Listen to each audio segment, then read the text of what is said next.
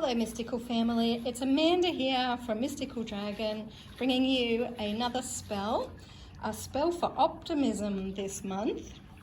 You might be able to hear in the background, we've got lots of wintry weather going on here in Melbourne, so please just ignore that while we focus on sharing this spell for you. So we've got the Sagittarius Super Full Moon that is coming up next week, and I really felt that working with the Sagittarian moon, that working with optimism would be a wonderful focus for this month.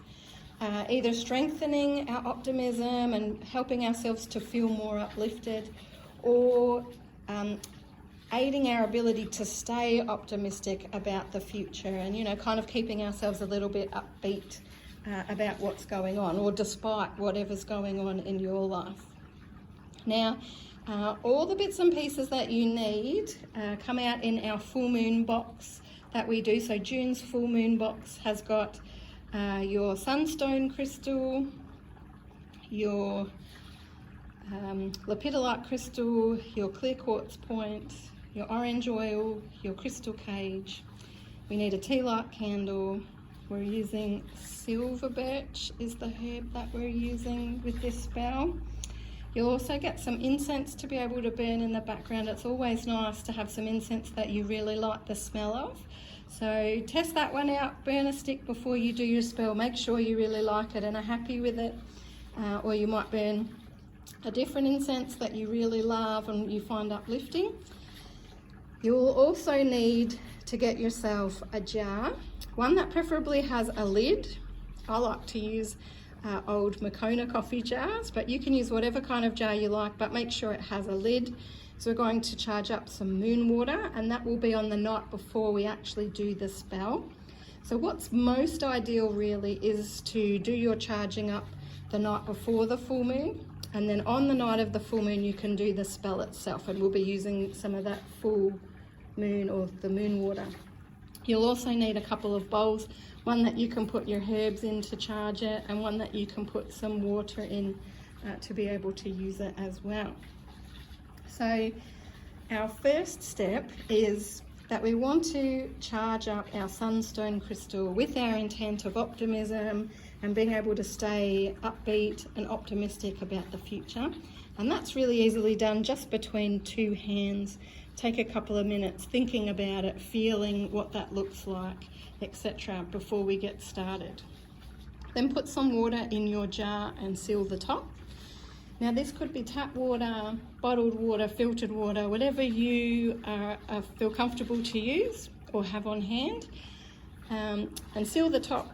And we want to pop this outside so that it can soak up some of that full moon energy. Remembering that the full moon energy is really prevalent, not just on the night of the full moon, but the day before and the day after as well. So we'll be working in that full moon energy.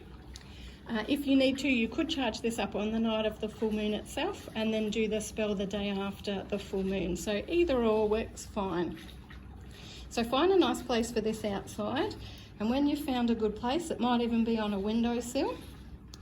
You want to place your crystal next to it, and using your Clear Quartz point, you want to point the actual point towards your crystal, which is sitting beside the bottle, and that's actually directing this crystal energy into the jar and therefore into the water as well.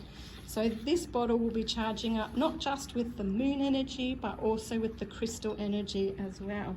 With Sunstone being a crystal that's really full of joy, inspiration, it helps us, you know, being able to be connected to the sweetness of life and feeling connected, and all that optimism and beautiful positive energy like that is our Sunstone. So then we want to leave this out overnight to charge up, and the next morning you could bring your bottle of water in, put it with your things for your spell to be able to do at any stage that day or even that night. So then we move on to the next, or the second part of our spell. So we want to assemble all of our items to be able to do the next part.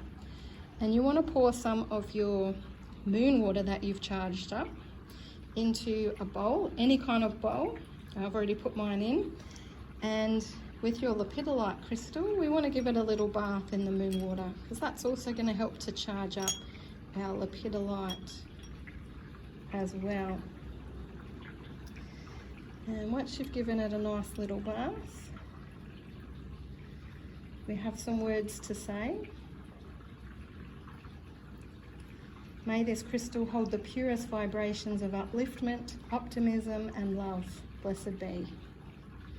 So you might like to say that between two hands while you're holding the crystal, really focusing on that intent. Or of course you could do it with one hand if you like. And then pop it aside to dry as it is ready for the next step. Then we want to also charge up our tea light candle, once again between two hands, thinking about our intent of optimism and staying optimistic and staying uplifted. And then when you've charged it up for a good minute or two and you're happy, your words are, may this candle hold the purest vibrations of upliftment, optimism and love. Blessed be. And then that one is ready to go. We do the same with our oil, charging it up with our intent. And then may this oil hold the purest vibrations of upliftment, optimism and love. Blessed be. Now we want to preferably place our candle now where it is that we're going to be happy to light it. So that might be on your altar or some other sacred space ready for us to work with it. So that now that our oil is charged, we can pop a couple of drops. It can be easier with the vials to actually just put some on your finger and dab it. 3 nice drops around the base of your tea light. I try to avoid the wick while I'm doing this and just dab it around the base. Then we get our silver birch. You want to tip some of that into your bowl, and we start running our fingers through the silver birch, charging this up also with our intent. And of course, as we're handling each item, it's not just receiving some of our intent, but also connecting with us, putting some of our personal energy into it, so it connects our spell to us specifically.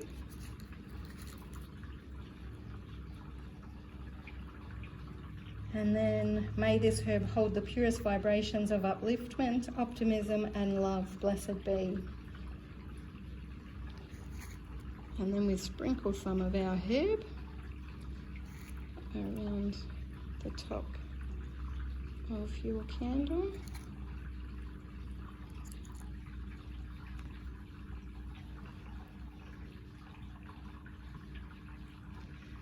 Then we light our tea light candle and we say, Father Sun and Mother Moon, I lovingly request this boon, arouse within my soul's true light, so optimism shines day and night.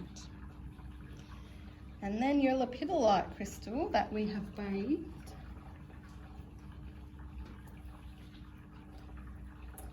goes right beside your candle so that it can charge up in this energy too.